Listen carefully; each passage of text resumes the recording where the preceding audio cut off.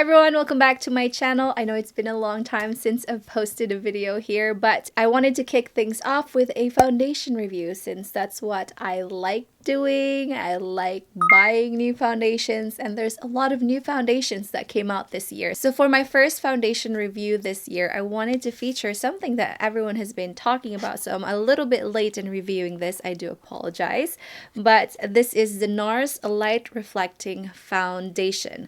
I purchased this one at Ulta, and I believe I got like additional points. That's the only reason why I purchased this. But this is a pretty pricey foundation, and this is priced at $49, so it is pretty hefty. So I wanted to see if it's actually worth it. So before we get into the application of the foundation, I wanted to just read off of what its claims are. It's supposed to be an advanced makeup skincare hybrid foundation with a natural finish that quickly blurs and smooths while visibly improving skin's clarity over time. So it's a skincare hybrid. There's a lot of foundations that's coming out right now that's that has that same premise, skincare and then hybrid. I don't really know how well it really does throughout time. I haven't worn this foundation in that time to actually tell you if there's a difference as far as improving my skin's texture and clarity with the skincare that's in there, but I can tell you about application and wear time. As far as highlighted ingredients, it has a biomimetic oat.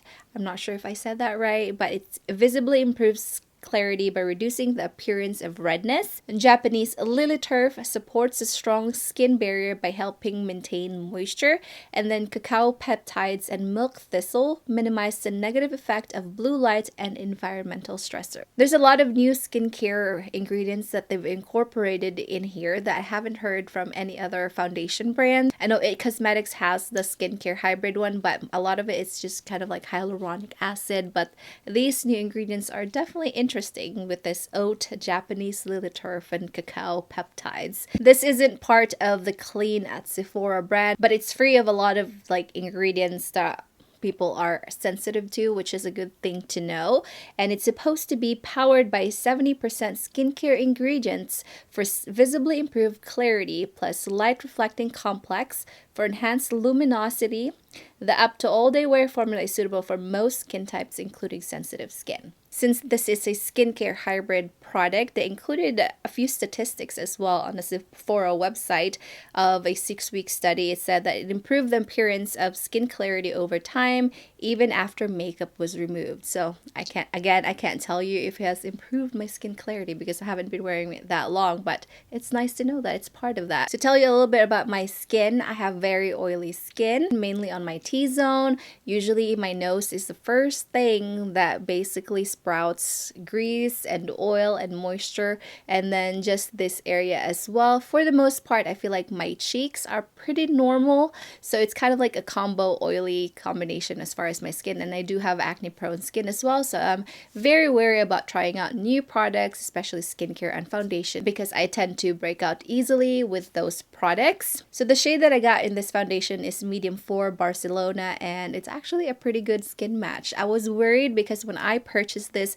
it just released, and a lot of the shades that I was matching towards, you know, when you put in a foundation that you currently wear and it matches you with a certain color, the one that was matched for my skin was actually sold out, and I just basically grabbed the nearest one, so M4 Barcelona, and I'm glad that I picked this one up because it actually works out okay. This is a good in-between color for me, and for the most part I can wear this shade all year round. I can bronze this up some more during the summer, and I can wear this alone during the winter, so this is a good shade for me. If you're looking for a skin tone match, M4 Barcelona is the shade that I match with, and I like this match for me. As with a lot of high-end foundations, this foundation is packaged really nicely. It comes with a pump, but it does get quite messy because this foundation is actually very liquidy. So before using this foundation, it actually tells you to shake well because this foundation is actually very liquidy, and to make sure to mix in all that skincare ingredients, I guess, and the pigment to make sure it gives you an even application. So for application on my face today, one side of my face I actually used a brush, which is the BK Beauty 101. I love this brush for any application. I think it works really well. So I used this one on the side of my face. With applying with the brush, I feel like this foundation applied super nicely. Because this brush is so soft, it almost gives like a beauty blender effect on the skin. I absolutely love it. This foundation is very liquidy, and I feel like the brush really did a great job in making sure that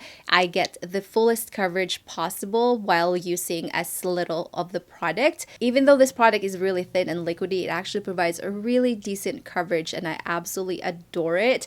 And with the brush application, I have no complaints. It didn't turn out streaky, and I was able to get a really nice full radiant coverage on one side of my face, and I was really happy with that. So as you can tell, it's a really nice skin-like finish, and it almost gives you a lit from within glow, and it's absolutely beautiful. On the other side of my face, I applied it with a dampened beauty blender. I normally don't apply products with a beauty blender, mainly because I just like using brushes, and I don't like the fact that I have to dampen a beauty blender every single time you have to use it. But for the sake of the demo of this video, I wanted to show you guys how it looks with a beauty blender. The beauty blender gave this foundation a really nice blend to the face, and it's almost more luminous. It actually makes the finish of this foundation more luminous compared to the brush application. And comparing the application between the two, I prefer the brush side better, mainly because this foundation is super thin, and with the application of the dampened beauty blender, I feel like it thinned it out even more, so I had to apply a little bit more of the product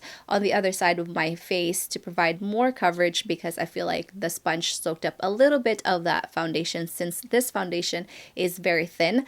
I only like using the beauty blender for any foundation if it's a thicker formula that I need to thin out with a dampened beauty blender. I do prefer the brush application of the foundation on my skin. I think it looks beautiful and seamless, and as you can tell, it just provided really nice coverage, looking very skin-like and very lit from within. And I absolutely adore how this looked on my skin. It just made me feel very glowy without looking greasy or anything like that. As far as the feel of this foundation on the skin, this is actually really comfortable. I felt like, because this foundation is so thin, it felt very lightweight on the skin. I've tried out a different NARS foundation from before, and I've never really kind of like agreed with the NARS formula of foundations before. I ended up returning it. I think it was the other square bottle. I'm not familiar with the name. It's been years since I tried out a different NARS foundation, but this foundation actually feels really nice. As far as wear time with this foundation can be a bit tricky if you have really oily skin. So that's the only thing. I feel like this would make a really good everyday foundation. I wouldn't say that it's a really long wear foundation, especially if you have oily skin. And for a $49 foundation, usually $49 foundations I would deem as like my special occasion foundation, so I don't run out right away. But honestly, I have so many foundations that this can be like an everyday foundation. I think if you have dry skin, I think this would wear really beautifully throughout the day.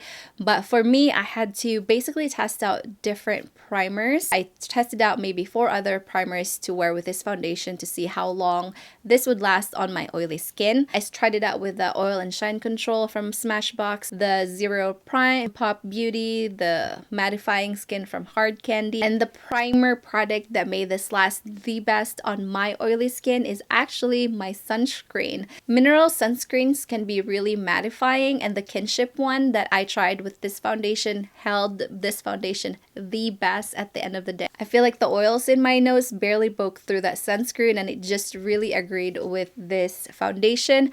So if you have oily skin, you may have to play around a little bit with this to get the best wear out of this, because it is a luminous, light reflecting foundation. It does enhance oiliness at the end of the day, for me anyway. But for the most part, as far as the wear time, I felt like, it still wore really nicely throughout the day, but I wouldn't consider this a long wear foundation, especially going into hot summer months. I feel like I'm just gonna go get really glowy, probably midday with this foundation. So a really good mattifying base is needed if you have oily skin. Overall, I plan on keeping this foundation. I think it is a beautiful foundation. It is a very easy, quick, and easy to go kind of foundation to put on.